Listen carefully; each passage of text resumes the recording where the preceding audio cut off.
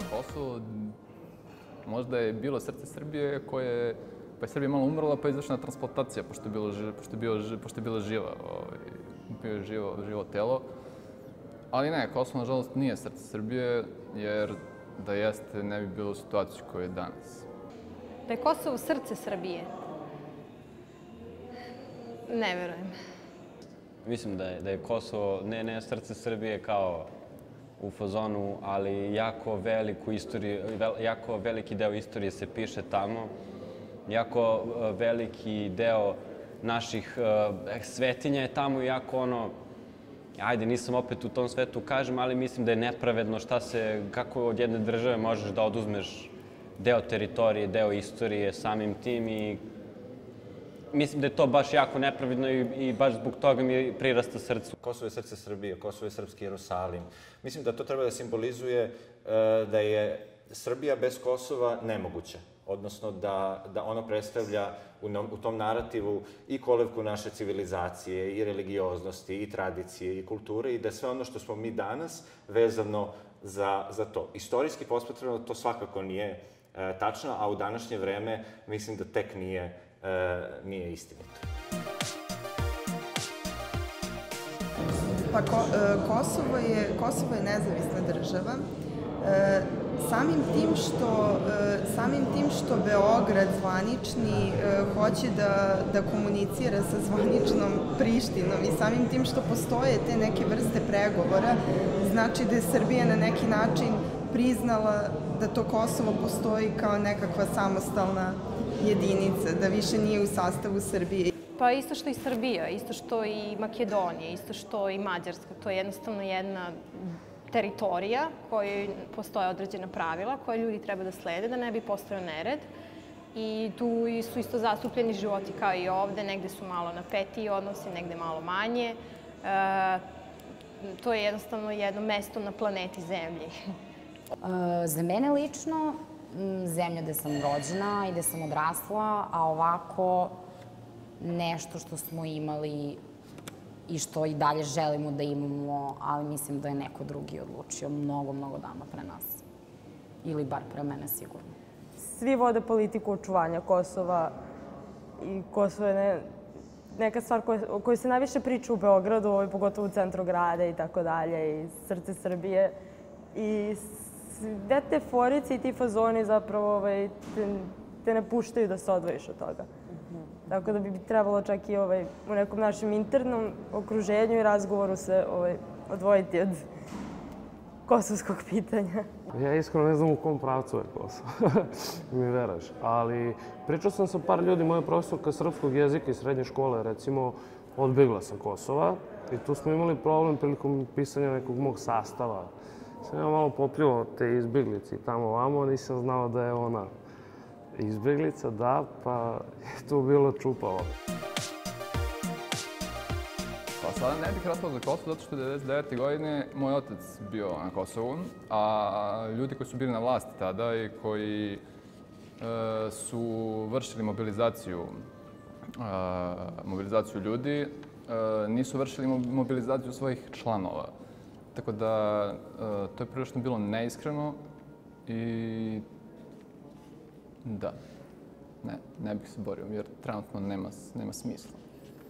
Kad bi se desilo da se Kosovo prizna bez ikakve drame, to bi bio jako veliki poraz. Mislim, ja iskreno nisam nacionalistički orijentisana i pitanje Kosova mislim da je mnogo komplikovano, ali ako bi se pokazalo da je Srbima došlo do toga da im je sve jedno i taj jedan moment oko kog godinama se svi bunimo i koji nam je godinama toliko bolan da niko ne želi da svi ljudi su jednostavno govore da ne treba priznati Kosovo.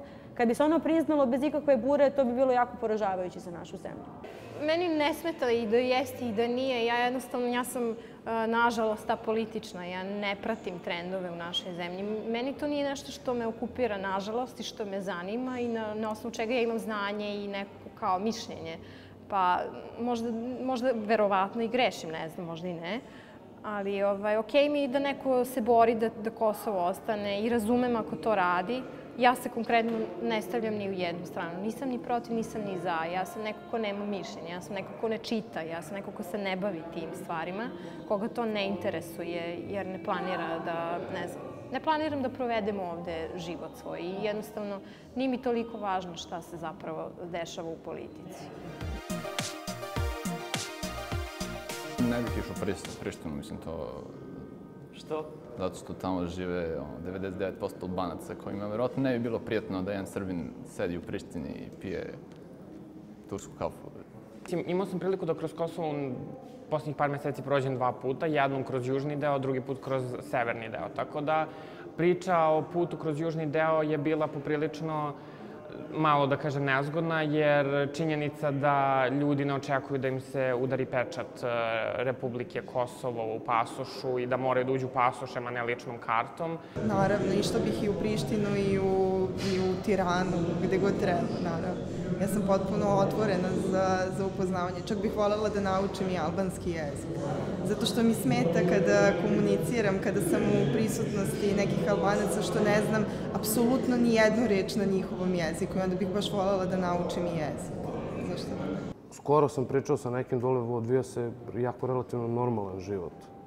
Skoro je neko bio, ne znam kako smo došli na tu temu, kaže da se normalno živi, da ništa. To nije kao što mediji nama serviraju ovdje.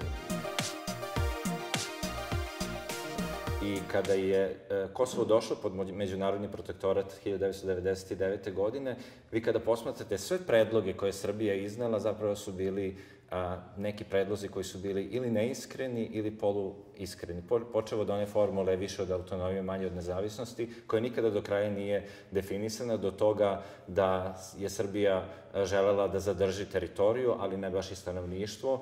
Kada god ste, na primjer, postavili pitanje, a šta to znači? Da li želite da jedna od 3 državne funkcije obavlja etnički Albanac ili da li želite da albanski bude zvanični jezik, da li želite da 1/3 naših diplomatskih konzularnih predstavništava obavljaju predstavnici albanske etničke manjine, vi nikad niste dobijali jasan odgovor.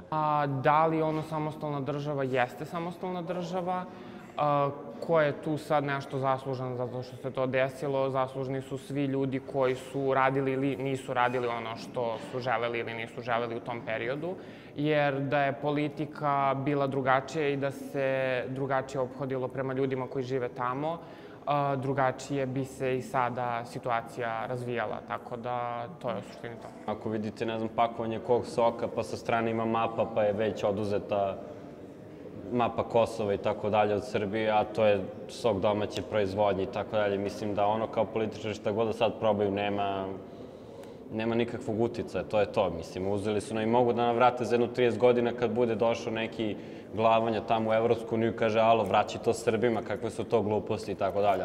Da Beograd ne pregovara zvanično sa Prištinom preko raznih međunarodnih organizacija, institucija ili čega već, to bi značilo da Beograd nije prihvatio Kosovo sa ovakvim uređenjem kakvo je sada. Tako da, u principu i Srbija na neki način priznala Kosovo, ali je sve to tako zamagljeno.